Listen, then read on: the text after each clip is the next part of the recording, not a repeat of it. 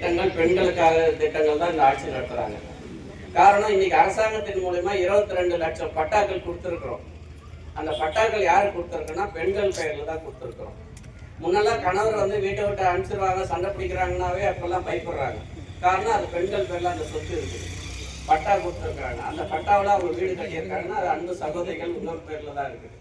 ஆக தமிழ்நாடு முதலமைச்சர் ஆட்சிக்கு வந்த பிறகு இன்னைக்கு இப்போ போன பஸ் பார்த்தீங்கன்னா புது பஸ், இந்த ரூட்டுக்காகவே நான் புது பஸ் கொடுத்தேன். ஆக இந்த ஊராட்சியில் இருக்கிற அன்பு சகோதரிகள், நீங்க இலவச பஸ் பயணம் போகாதவங்க யாருன்னா இருந்தா கை தூக்கலாம். எல்லாரும் போயிருக்கிறோம். இதே மாதிரி அன்பு சகோதரிகளுக்கு வந்து இந்த 1000 ரூபாய் காசு, 1200 ரூபாய் காசு வராதவங்க கை தூங்க. நான் வர்றவங்களை கேட்கல, வராதவங்க கை தூங்க. வந்து 200 பேர் இருக்கிறோம், 6 பேர் இல்ல 7 பேர் கை தூக்குறீங்க. ஆக மீறி அத்தனை பேரும் நீங்க இந்த மகளிர் உரிமை தொகை வாங்குறீங்க.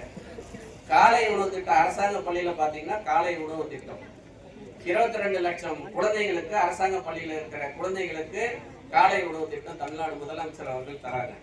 எண்ணற்ற திட்டங்கள் வந்து இன்னைக்கு பாத்தீங்கன்னா பெண்களை படிக்க வைக்க வேண்டும், பெண்களுக்கு அனைத்து உதவிகளும் செய்ய வேண்டும் தான் நம்முடைய தமிழ்நாடு முதலமைச்சர் அவர்கள் பாத்தீங்கன்னா மகளிர் சுய உதவி குழு நடத்துற அத்தனை குழுக்களுக்கும் இன்னைக்கு கோடிக்கணக்கான ரூபாய் கடன்களை வங்கியில கொடுக்குறாங்கன்னா நம்முடைய முதலமைச்சர் எடுக்கிற நடவடிக்கை. ஆக அந்த கடன் கொடுக்கறத ஒழுங்கா வட்டியோட திருப்பி கொடுக்கக்கூடிய சக்தி படைத்தவர்கள் பெண்கள் தான், சகோதரிகள் தான். ஏன்னா மகளிர் குழு பேங்குக்கு கட்டாம இருந்துச்சுன்றது ஒரு வரலாறுலயே இடம் இல்லை. அத்தனை குழுவில் இருக்கிறவங்களும் மகளிர் அந்த சுய உதவி குழு கடன்களை வந்து முறையாக நம்முடைய தமிழ்நாடு பேங்குக்கு கட்டுற சக்தி படைத்தவர்கள் நீங்கள் தான். ஆக நம்முடைய தமிழ்நாடு முதலமைச்சர் ஆட்சியில பாத்தீங்கன்னா குறிப்பாக நம்முடைய கந்தளி ஊராட்சி ஒன்றிய பகுதியில் எல்லா ஊராட்சியிலும் நம்ம ரோடு போட்டாச்சு, பஞ்சாயத்து ஆபீஸ் கட்டியாச்சு, ரேஷன் கடை பிரிச்சிருக்கிறோம். ஆக இந்துடைய பாத்தீங்கன்னா கந்தளி ஊராட்சி ஒன்றியத்தில் இன்னும் 2 வேலை செய்யணும். கந்தளி ஊராட்சி ஒன்றியத்தில் கரண்ட், விவசாய கரண்ட் சரியில்லாமல் இருக்கிறதுனால சப்ஸ்டேஷன் ஒன்று நம்ம இந்த பகுதியில் தான் இந்த பஞ்சாயத்துக்கு உட்பட்ட ஒரு கொரட்டியில் இருக்கிற சப்ஸ்டேஷன் மாதிரி ஒரு புதிய மின்சார நிலையம் 9ஆம் தேதி பூஜை போட்டு ஆரம்பிக்கிறோம். 2வதா பாத்தீங்கன்னா காக்கங்கரை ஏரிக்கு தண்ணி எடுத்துட்டு வரணும். அங்க தென்பண்ணை ஆத்துல இருந்து காக்கங்கரை ஏரிக்கு தண்ணி வந்துச்சுன்னா அந்த ஏரி கீழே இருந்து ஒரு 9 ஏரிகள் வந்து மழை காலங்கள்ல நமக்கு தண்ணி நிரம்புறதுக்கு உண்டான வழி செய்யப்படும். அதே மாதிரி இந்த பகுதியில் ஒரு கால்நடை மருத்துவமனை வந்து நீண்ட நாள் கோரிக்கையா இருக்கு. ஆக விரைவில் அதுவும் இந்த கால்நடை மருத்துவமனையும் நாம் இந்த பகுதிக்கு கொண்டு வருவோம். ஆக அன்பு சகோதரிகள் தாய்மார்களுக்கு எல்லாம் பாத்தீங்கன்னா நம்ம மழை காலம்னு சொல்லுவோம், வெயில் காலம்னு சொல்லுவோம், இப்போ பனிக்காலம் முடிஞ்சிருக்குது. ஆனா அரசியல்ல பாத்தீங்கன்னா இது வந்து எலெக்ஷன் காலம்.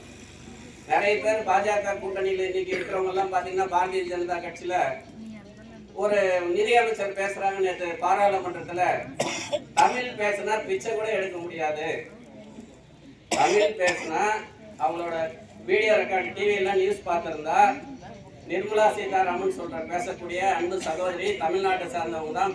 அவங்க பேசுறது என்னன்னா தமிழ் படிச்சா உங்களுக்கு பிச்சை கூட எடுக்க தெரியாது, எடுக்க முடியாது அப்படின்னு சொல்றாங்க. அவங்களோட கருத்து என்னன்னா ஹிந்தி பேசு, ஆங்கிலத்தை பேசு அப்படின்றாங்க. ஹிந்தி கத்துக்கோ, 3வது மொழியா ஹிந்தியை கத்துக்கோ அப்படின்னு சொல்றாங்க.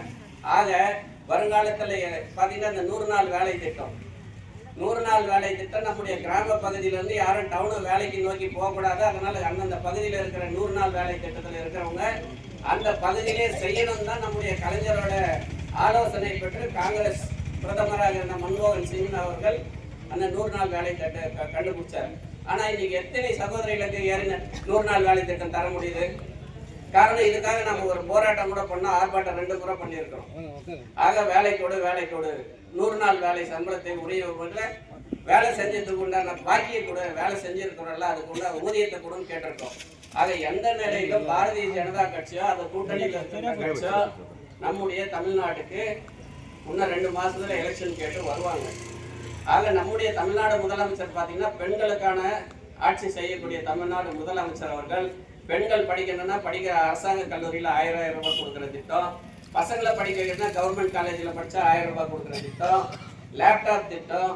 ஆக எத்தனையோ பல்வேறு திட்டங்களை நம்முடைய தமிழ்நாடு முதலமைச்சர் அவர்கள் சிறப்பாக செய்ததனால்தான் இந்தியாவில் சிறந்த முதலமைச்சரில் நம்பர் 1வது இடத்தில் நம்முடைய தமிழ்நாடு முதலமைச்சர் அவர்கள் இருக்கிறார்கள் என்பதை நீங்கள் வருகின்ற காலத்திலும் அவருடைய கரங்களை வலுப்படுத்த நீங்கள்லாம் உறுதுணையாக இருக்க வேண்டும் என்பதை சொல்லி நல்ல வாய்ப்புக்கு நன்றி சொல்லி விடைபெறுகிறேன். நன்றி, வணக்கம்.